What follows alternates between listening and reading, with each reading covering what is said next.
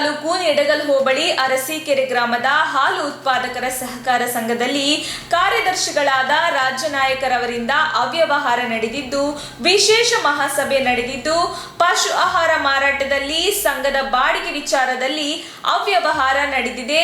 ಕಾರ್ಯದರ್ಶಿ ರೈತರಿಗೆ ಸರಿಯಾಗಿ ಸ್ಪಂದಿಸುತ್ತಿಲ್ಲ, ಯಾವುದೇ ಉತ್ಪಾದಕರನ್ನು ಸಹ ಗೌರವಿಸುತ್ತಿಲ್ಲ. ಹಿಂದೆ ಸುಮಾರು ಬಾರಿ ಇದೇ ರೀತಿ ಅವ್ಯವಹಾರ ನಡೆದಿದೆ.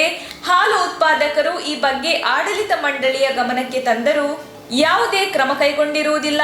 ಹಾಗಾಗಿ ಉತ್ಪಾದಕರು ಒಕ್ಕೂಟದ ಮೇಲಾಧಿಕಾರಿಗಳ ಗಮನಕ್ಕೆ ತಂದಾಗ ಮೇಲಾಧಿಕಾರಿಗಳು ವಿಶೇಷ ಸಭೆ ಕರೆದು ಈ ಬಗ್ಗೆ ಕೂಲಂಕುಷವಾಗಿ ಪರಿಶೀಲಿಸಿ 7 ದಿನದಲ್ಲಿ ಉತ್ಪಾದಕರ ಪರವಾಗಿ ನಿಂತು ಉತ್ಪಾದಕರಿಗೆ ನ್ಯಾಯ ಒದಗಿಸುತ್ತೇವೆ ಎಂದು ಭರವಸೆ ನೀಡಿರುತ್ತಾರೆ.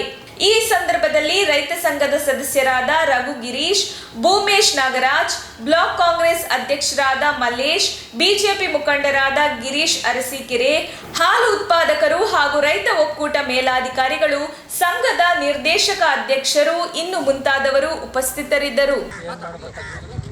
ಇವತ್ತಿನ ದಿವಸ ಅರಸೀಕೆರೆ ಹಾಲು ಉತ್ಪಾದಕರ ಸಹಕಾರ ಸಂಘದಲ್ಲಿ ಏನೇನು ಅವ್ಯವಹಾರ ಆಗುತ್ತೋ ಅದ್ರ ಬಗ್ಗೆ ರೈತರು ಉತ್ಪಾದಕರೆಲ್ಲ ಒಂದು ಅಧಿಕಾರಿಗಳಿಗೆ ಮೇಲರ್ಜಿ ಕೊಟ್ಟಿದ್ವಿ. ಅವ್ರು ಇವತ್ತು ಬಂದು ಕಾರ್ಯದರ್ಶಿ ಏನೇನು ಅವ್ಯವಹಾರ ಆಗಿದೆ ಅವ್ರು ಮುಂದಿಟ್ಟಿದ್ದೀವಿ. ಏನು ಒಂದು ಬೂಸೋದು 110 ರೂಪಾಯಿ ಹೆಚ್ಚುವರಿ ತೊಗೊಂಡಿದ್ದಾರೆ. ಮತ್ತು ಸಂಘದ ಬಾಡಿಗೆ ಯಾರಿಗೂ ಗೊತ್ತಿಲ್ಲ ಕೊಟ್ಟು ಅವನ ಅಕೌಂಟ್ಗೆ ಹಾಕ್ಸ್ಕೊಂಡಿದ್ದಾನೆ.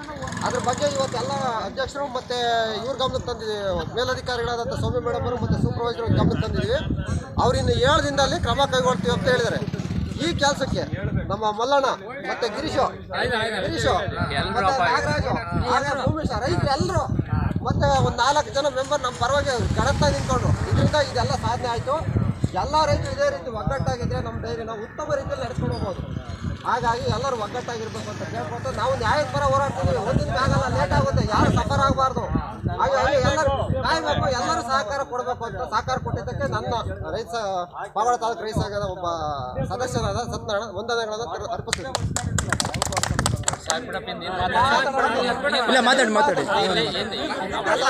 ಮಾತಾಡಿ ಇದೇ ವಿಷಯ